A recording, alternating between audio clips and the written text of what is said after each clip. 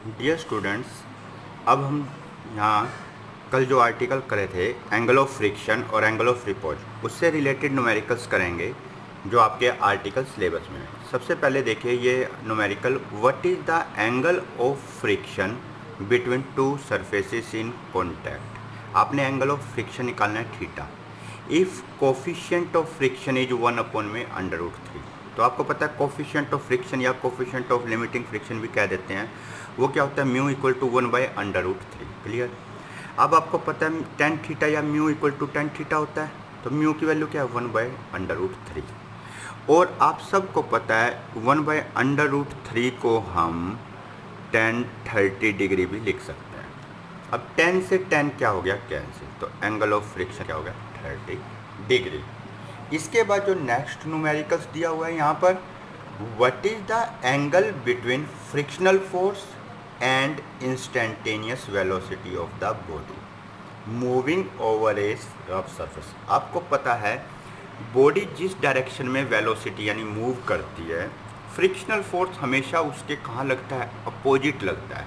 तो वेलोसिटी यदि right side है तो फ्रिक्शनल फोर्स कहाँ होगा, लेफ्ट साइड। तो एंगल क्या हो जाएगा 180 नहीं हो जाएगा कि आपकी वेलोसिटी तो इस तरफ है v और फ्रिक्शनल फोर्स एक्ट कर रहा है बैकवर्ड डायरेक्शन में, अपोजिट। तो दोनों के बीच में एंगल कितना हो गया 180 डिग्री। तो आपको याद रखना है the angle is 180 degree because force of friction हमेशा अपोज करता है रिलेटिव मोशन का। नेक्स्ट न्यूमेरिकल देखिए, इसमें कहता है कि एक क्रिकेट बॉल है, इज रोल्ड, लुढ़कती हुई जाती है आइस पर with a velocity of 5.6 metre per second. यानी उसकी इनिशियल वेलोसिटी यू दे दी 5.6 metre per second and comes to rest. आखिरी में वो रेस्ट पर आ जाते हैं, तो यानी final velocity v equal to कितनी है 0। कब आती है, आफ्टर ट्रैवलिंग 8 मीटर। तो डिस्टेंस कितना है 8 मीटर, u कितना है 5.6, v कितना है 0। Find the coefficient of friction, mu निकालना है। क्या निकालना है, म्यू। कोफिशिएंट ऑफ फ्रिक्शन क्या होता है बेटा, म्यू। आपको म्यू फाइंड आउट करना है और आपको g दिया हुआ है 9.8 मीटर पर सेकेंड। आपको पता है म्यू इक्वल टू क्या होता है f/r। तो आपको यहाँ पर f भी चाहिए और r भी चाहिए। r किसके इक्वल होता है mg के, और f इक्वल टू क्या होता है ma। अब देखिए इस न्यूमेरिकल को आप एक बार, ये देखिए u कितना है 5.6 मीटर पर सेकेंड, v क्या हो गया 0, s क्या हो गया 8 मीटर, g कितना हो गया 9.8। अब आप देखें यहाँ पर म्यू इक्वल टू क्या होता है f अपॉन में r, f के प्लेस पर ma अपॉन में mg, m से m कैंसिल हो गया, तो क्या आ गया a अपॉन में g। तो अब हमें एक्सेलरेशन फाइंड आउट करना है, तो आप इस फॉर्मूले से v² minus u² equal to 2as से आप एक्सेलरेशन फाइंड आउट कर सकते हैं। नेगेटिव आया, नेगेटिव क्यों आया, क्योंकि वेलोसिटी डिक्रीज हो रही है। जब भी वेलोसिटी डिक्रीज होती है तो एक्सेलरेशन ऑलवेज क्या होता है बेटा, नेगेटिव। तो mu equal to f/r, a/g हो जाएगा। a की वैल्यू आ गई, g की वैल्यू आपको पता ही है, तो म्यू इक्वल टू क्या आ गया 0.2। और इसकी आपको मैंने बताया था म्यू की कोई भी यूनिट नहीं होती है। अब आप कहेंगे यहाँ नेगेटिव क्यों नहीं लिया, क्योंकि ये कोफिशिएंट ऑफ फ्रिक्शन है, इसके अंदर हम नेगेटिव की बात नहीं करते। अब देखिए ये next numerical, a heavy box of mass 20 kg।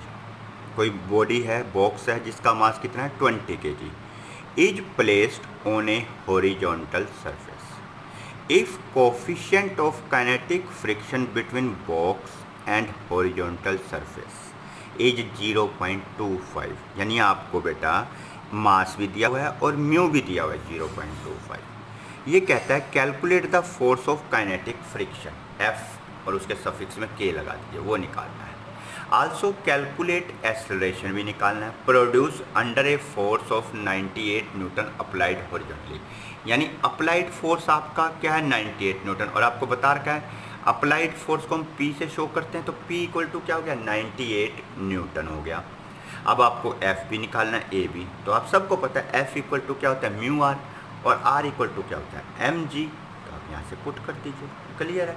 तो F इक्वल टू क्या हो गया 49 न्यूटन। अब इसने कहा है कि नेट फोर्स निकालना है। नेट फोर्स क्या होता है, जैसे फ्रिक्शनल फोर्स अपोज करता है और आप उसे चला रहे हो, तो ये बेटा क्या कह रहा है, एक्सीलरेशन निकालना है जब वो चलने लग गया है कितने फोर्स से 98, यानी फ्रिक्शनल फोर्स लेस है, तो फ्रिक्शनल फोर्स लेस है और अप्लाई जब भी तो चला है, देख लो आप यहाँ से देख सकते हैं फ्रिक्शनल फोर्स कितना आया 49 और अप्लाइड फोर्स कितना है 98, तो बॉडी चलेगी। यदि ये फ्रिक्शनल फोर्स ज़्यादा आ जाता, मान लो 100 आ जाता, तो बॉडी मूव नहीं कर सकती थी। तो ज़्यादा वाले में से कम वाला माइनस कर दिया, तो 98 न्यूटन में से -49 करके 49 आ गया। और आप यहाँ से क्या फाइंड आउट कर सकते हैं इसके अंदर, अब सॉरी ये मैं आपको पेज करना भूल गए थे, तो आप देख सकते हैं F equal to mu r mu m g, F equal to क्या हो गया 0.2549, तो जो मैं अभी बोल रहा था। तो आपको पता है 98 न्यूटन जो फोर्स है वो ज़्यादा है और ये क्या है कम, तो आप नेट फोर्स क्या होगा M में, वो ज़्यादा वाले में से अप्लाइड फोर्स ज़्यादा है, फ्रिक्शनल फोर्स क्या कम है, तो बॉडी मूव करेगी, तो मूव करेगी तो एक्सीलरेशन होगा। यदि फ्रिक्शनल फोर्स ज़्यादा आ जाता, मान लो 100 आ जाता, ये 98 है, तो बॉडी मूव नहीं करती और एक्सीलरेशन हम क्या कह देते हैं, जीरो है। एक्सीलरेशन किसके इक्वल है, जीरो के। अब देखिए आप ये नेक्स्ट न्यूमेरिकल्स आपको दिखाई दे रहा है, एक बार पहले प्रॉब्लम सुनिए। इसमें कहता है कि a force of 49 newton is just able to move a block of wood weighing 10 kg, यानी हमने अप्लाइड फोर्स लगाया 49, उसने ब्लॉक को मूव करा दिया जिसका मास क्या है m 10 kg, तो वेट क्या हो गया mg हो गया 10 किलोग्राम वेट। और मैंने आपको बताया था किलोग्राम वेट को न्यूटन में बदलना हो तो 9.8 से क्या कर दीजिए, मल्टीप्लाई कर दीजिए। On A rough horizontal surface क्या निकालना है, कैलकुलेट कोफिशिएंट ऑफ फ्रिक्शन, यानी म्यू भी निकालना है और एंगल ऑफ फ्रिक्शन थीटा भी निकालना है। तो आपको म्यू भी निकालना है और थीटा।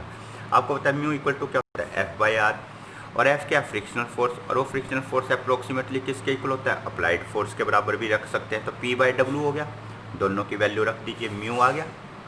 अब इसके बाद देखिए आपको एंगल ऑफ फ्रिक्शन निकालना है, tan थीटा इक्वल टू क्या होता है म्यू, और म्यू अभी आपने पीछे देखा 0.5 आया, तो थीटा इक्वल टू ये 10 उधर जाके क्या हो जाता है tan इनवर्स 0.5।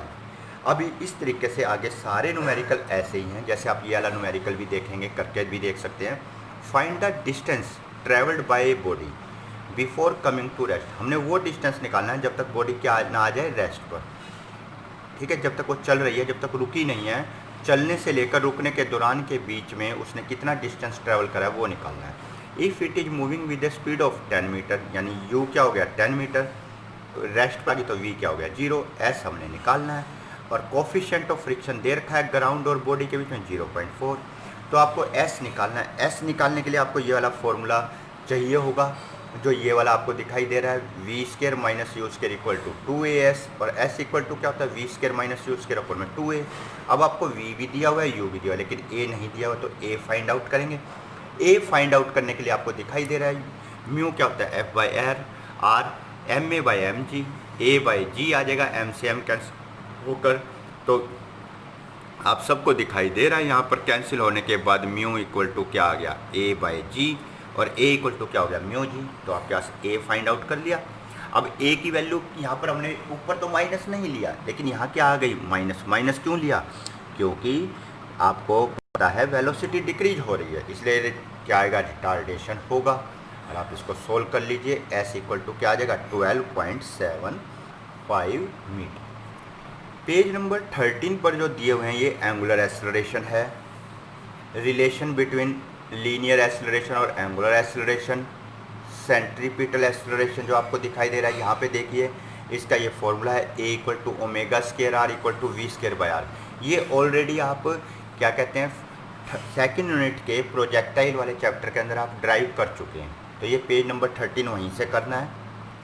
अब देखिए 2 टाइप्स ऑफ फोर्स होते हैं, एक तो सेंट्रीपिटल फोर्स होता है और एक आप अभी पढ़ेंगे नीचे सेंट्रीफ्यूगल फोर्स।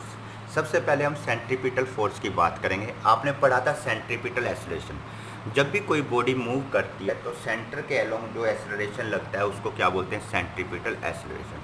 उसी तरह सेंटर की तरफ जो फोर्स लगेगा उसको क्या बोलेंगे सेंट्रीपिटल फोर्स।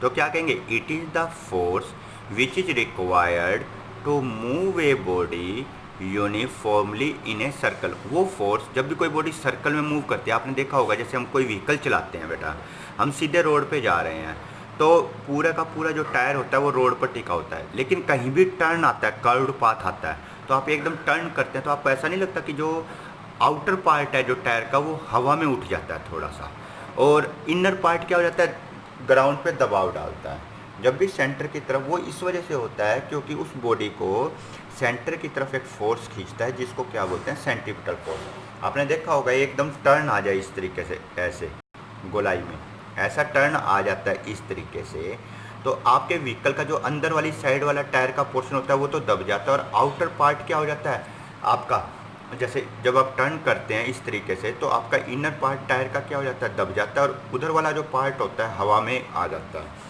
यदि आप ज़्यादा स्पीड से टर्न कर दें तो पूरा ही हवा में आके आपकी गाड़ी क्या होती है, पलट जाती है।